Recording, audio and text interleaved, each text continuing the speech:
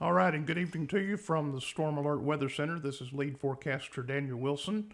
My storm anchor Keith Richardson's not with us this evening because of the close confines of the Weather Center. And on behalf of the governor and the president and the Center for Disease Control and different ones, we're practicing social distancing. Wish he was able here to be able to help me a little bit this evening, but simply in this by myself for the remaining part of the evening and potentially into the morning hours as we watch severe weather unfold across parts of the United States, and that including Kentucky, up around Indiana, Illinois, and we've already had several severe thunderstorm warnings that have been issued for western Kentucky.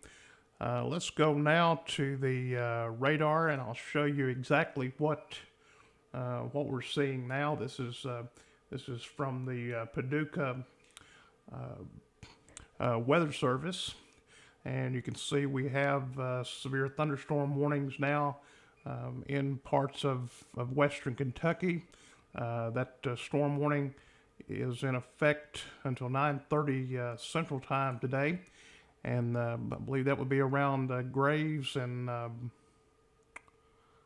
Graves and Carlisle, I believe, would be the counties there that a severe thunderstorm warning is in effect. It's just south of Paducah, and those storms are tracking off to the southeast at about 23 miles per hour. The other storms that we're watching now, a little bit farther to the south, and that would be around Hopkinsville, around Trigg and Todd County. We're noticing some thunderstorm warnings there, and those storms are tracking off into Russellville. Should be in around Bowling Green by 9:54 if things continue to hold together. Again, this will be severe thunderstorm warnings that are in effect for parts of western Kentucky, and we have again these storms moving into the area around Springfield, Auburn, Russellville, Oak Grove. That's between 9:11 and 9:55 Central Time this Wednesday evening. If we back the radar out and look at some of the areas closer to home, back in the Louisville area, nothing for the northern part of Kentucky, and Louisville at this point is clear, but we have a severe thunderstorm warning in effect for Corydon, Indiana, and areas along the Interstate 64 corridor. We've been monitoring and watching some severe weather in the Indianapolis area. Been watching several thunderstorms move through there, and you can see how those have tracked off through the area and throughout this evening. A band of very strong thunderstorms have a report up there of lightning hitting several trees. That would be in and around the Greenfield area. And all of this is tracking into Kentucky. And again, this is looking at the Nashville radar, or the Indianapolis radar, rather. You can see how those storms are moving across the area. Some of the strongest storms are right here, and then back off toward Cincinnati, Hamilton County, making their way across much of the region. But this is the setup that we have now, and I want to be able to just show you the next thing. I'm going to turn off the radar and the watches and warnings and show you. I want to be able to show you the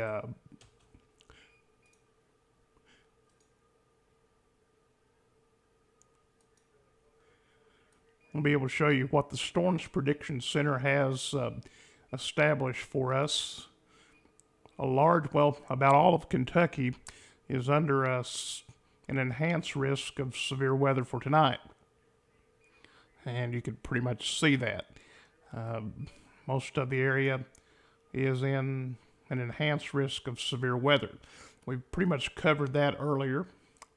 Now, the next thing that we look at is the possibility of and significant hail, and that would be the area along and west of Interstate 65.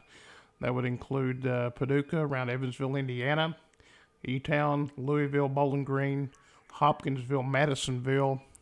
That is the area that we're seeing now that's likely for destructive hail, possibly up to 2 inches in diameter. Now, if we look at the wind, this is all from the Storms Prediction Center. The potential for severe wind, 75 mile an hour hurricane force wind. Now, this is not anything that I came up with. This is from the Storms Prediction Center and the National Weather Service. So we could have hurricane force winds 75 miles an hour and plus as we make our way into the early morning hours. In the event that we have to seek shelter, right here is a look at where those shelters are located. And if you're in Russell Springs or Columbia, I haven't heard anything any different, but I think, and I imagine those shelters would be open with the virus and everything going on. I'm not sure whether we would continue to have that up and going or not, but I would imagine probably so. That we would have those facilities open as the day goes and the nighttime goes along. So if you are at the Russell Springs or South Russell Fire Department, Russell County Rescue Squad's Poplar Grove at 76 and 127, Ely Fire Department, Esto at 1872 South 92, Jabez at 117 Red Oak Road, Russell Springs Fire Department on West 80, and the Columbia Annex building on the square in Columbia is where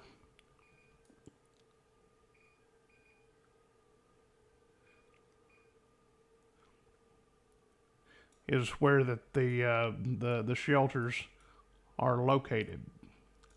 And I have one more graphic I wanted to share with you this evening, and this concerns the timing of these particular storms as they move through.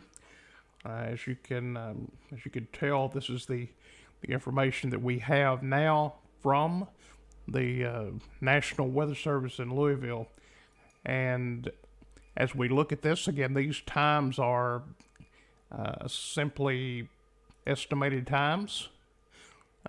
We have storms around 10 to 9 p.m. Central, 10 p.m. Eastern, moving across parts of eastern Missouri, Illinois, into the northwestern part of Kentucky.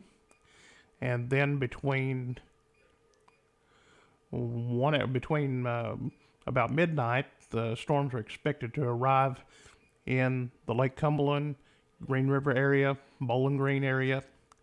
And then after that, 3 a.m. Eastern time, we will see the storms start to move into the foothills of eastern Kentucky, over around the coal fields, around Harlan, Hazard, Pineville, Paintsville, and those areas. And we're looking at the chance of, again, severe weather.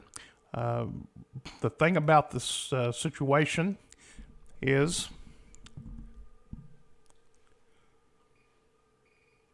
the Storms Prediction Center has indicated a enhanced risk of severe storms throughout the evening into the morning hours.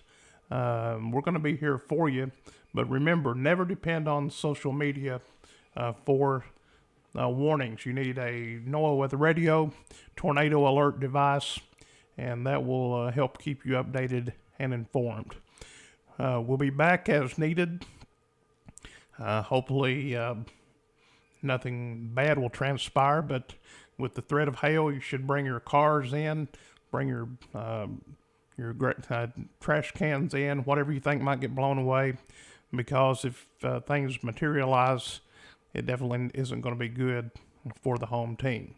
We've got you covered here from the Storm Alert Weather Center. This is lead forecaster Daniel Wilson saying thank you for tuning in, and we'll be back with you just as soon as we feel it's necessary from the Storm Alert Weather Center. Thank you for joining us.